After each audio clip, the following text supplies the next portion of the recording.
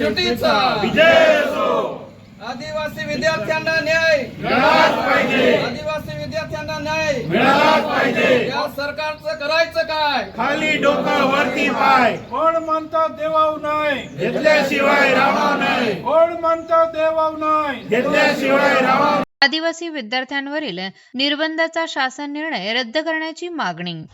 आदिवासी विद्यार्थ्यांच्या शिक्षणाचा अधिकारासह अभिव्यक्ती स्वातंत्र्यावर निर्बंध आणणारा दिनांक 5 ऑगस्ट 2026 रोजीचा शासन निर्णय GR तातडीने रद्द करावा। या मागणीसाठी नवापूर तालुका आदिवासी उत्सव व समन्वय समितीच्या वतीने तहसीलदार दत्तात्रय जाधव यांच्याकडे निवेदन देण्यात आले आहे। हे निवेदन मुख्यमंत्री देवेंद्र फडणवीस यांच्यापर्यंत पाठविण्याची मागणी करण्यात आली। यावेळी सरकार विरोधात जोरदार घोषणाबाजी करण्यात आली।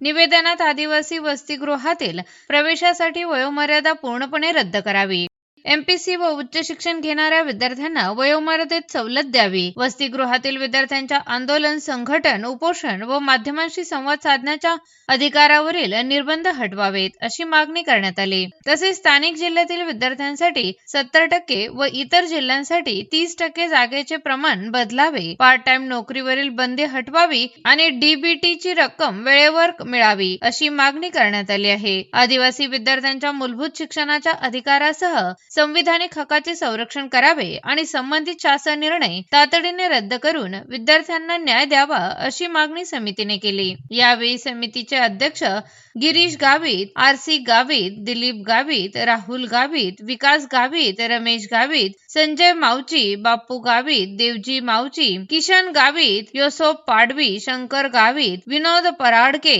सुनील गावित, अश्विन गावित आदी उपस्थित होते। Satpuda express news Navapur. तालुका उत्सव व समन्वय समितीच्या वतीने आमचे जे काही आदिवासी विद्यार्थ्यांवर जो काही अन्याय अत्याचार हे सरकार करत आहे त्या निषेधार्थ आज या ठिकाणी आम्ही निवेदन देण्यासाठी आलो आहे। 5 ऑगस्ट 2026 जो काही GR शासनाने काढला आहे तो शासनाने तो GR रद्द करावा आणि जे सेंट्रल किचन वगैरे आहे ते सगळं बंद करावं व आमच्या विद्यार्थ्यांवर जो काही अन्याय अत्याचार करत आहे तो शासनाने थांबवावा, अन्यथा यानंतर आम्ही या ठिकाणी तीव्र आंदोलन करू, जेणेकरून आमच्या आदिवासी विद्यार्थ्यांचं हे सरकार नुकसान करत आहे ते नुकसान न करता आमच्या विद्यार्थ्यांनी पुढे जावं, चांगलं शिक्षण घ्यावं यासाठी आम्ही या ठिकाणी आज निवेदन देण्यासाठी आलो आहे समन्वय समितीच्या वतीने, उत्सव समितीच्या वतीने। तर शासनाने याची दखल घ्यावी व आमच्या विद्यार्थ्यांच्या ज्या पण मागण्या आहेत त्या पूर्ण मान्य कराव्या हीच या ठिकाणी आम्ही शासनाला विनंती करतो। जय आदिवासी, जय जोहर। महाराष्ट्र शासनाने दिनांक 5 ऑगस्ट रोजी आदिवासी विद्यार्थ्यांच्या वसतिगृहातील प्रवेशाबाबत आणि काही प्रवेशाबाबतीत जे काही निर्णय पारित केला आणि त्यामुळे संपूर्ण महाराष्ट्र राज्यामध्ये विद्यार्थ्यांनी खूप मोठ्या प्रमाणामध्ये आंदोलनं चालू आहेत आणि त्यामुळे त्या आंदोलनाचा एक त्यांनी दखल घेऊन 14 तारखेला परत एक GR पारित केला। परंतु 5 ऑगस्टला जो GR केला तो त्या GRमध्ये शासनाने असं नमूद केलं आहे की 30 वर्षाच्या 26 वर्षाच्या जे 26 वर्षाचे आहेत त्यांनाच आपण तोपर्यंतच त्यांना प्रवेश देऊ, 26च्या पुढे आहेत त्यांना प्रवेश देता येणार नाही। ही वयोमर्यादा त्यांनी त्याच्यामध्ये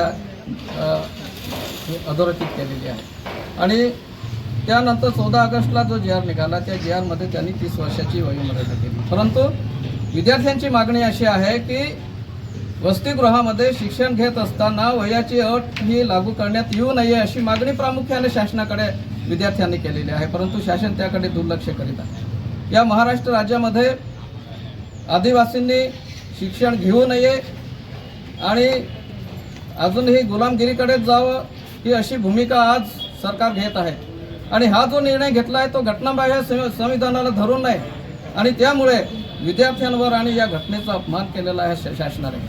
आणि म्हणून आम्ही सर्वप्रथम आधी सांगत होतो की हा निष्क्रिय जो आदिवासी विकास मंत्री आहे सन्माननीय विखे साहेब यांनी राजीनामा दिला पाहिजे। त्यांना आदिवासींचं शिक्षण नको आहे का? आदिवासींचे शिक्षण घेऊ नये का? आणि त्यांची वयोमर्यादेची अट घालता तुम्ही, किती लाजिरवाणी गोष्ट आहे।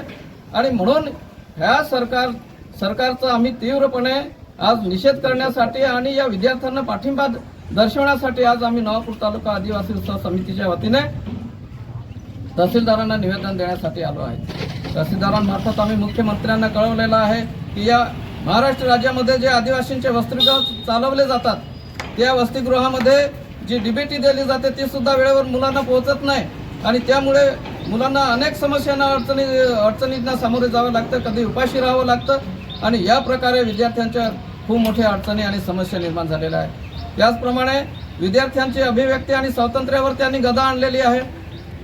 आंदोलन करू नये, उपोषण करू नये, तर हा कसला निर्णय आहे? म्हणजे तुम्ही विद्यार्थ्यांवर दबाव आणता आहात का? त्यांच्या मागण्या त्यांनी शासनाकडे मांडू नये का? हे असे अनेक प्रश्न चुकीचा निर्णय हा महाराष्ट्र शासनाने घेतलेला आहे आणि म्हणून सेंट्रल किचन असेल असे असंख्य समस्या आज आदिवासी विद्यार्थ्यांसमोर आहेत आणि असं असताना आदिवासी विकास मंत्री विद्यार्थ्यांच्या बाजूने उभे न राहता उलट विद्यार्थ्यांच्या विरोधामध्ये निर्णय करत आहेत।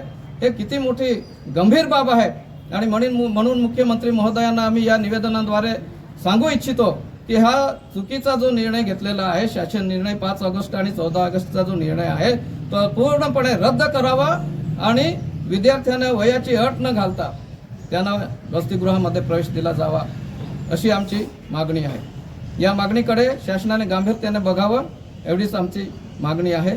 धन्यवाद।